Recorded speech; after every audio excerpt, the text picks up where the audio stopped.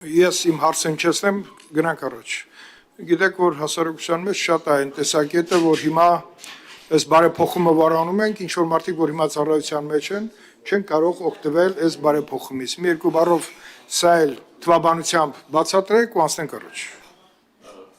Հարգելի գործընկերներ, սիրելի հայրենակիցներ, քանի որ մտահոգ քաղաքացիները շատ են այս մասով,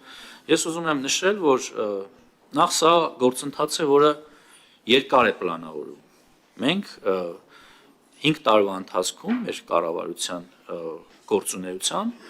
պարտավորություն էինք ստանձնել, որ այս հարցին անդրադառնալու ենք, բայց սա կարող էր լինել այն պարագայում, եթե գլխավոր շտաբը տար համապատասխան եզրակացություն, այն է դրական եզրակացություն, որը կախված է մեր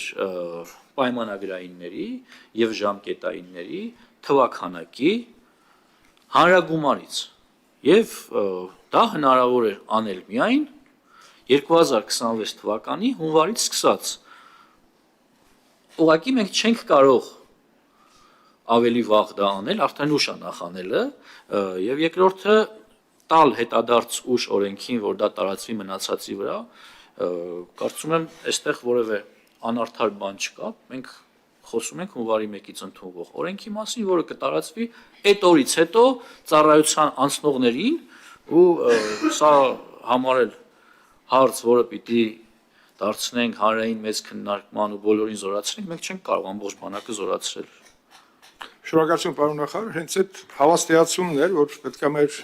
հասարակությունը գիտակցի, որ զորակոչված եւ ծառայության մեջ է, ինքը չի կարող օգտվել, որտեղ դա անվտանգային խնդիր է եւ թվականակի համահարթեցման էությունը ըստ էության ինքը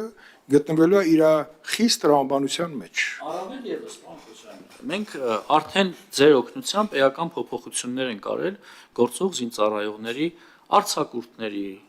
երթման արարողությունից հետո տրվող արձակուրդների արձակուրդ դարձրել ենք 30 օր։ Դրան գումարած այդ մարդկանց դրական պահվածքի ծառայության բերումով կարող են լինել խրախուսական արձակուրդներ։ Նկատի ունեմ այնպես չի, որ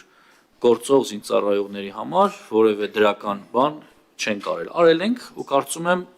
սա այն հնարավորն էր, որ կարող էինք անել։ Շնորհակալ եմ։ Շնորհակալություն, պարոն նախարար,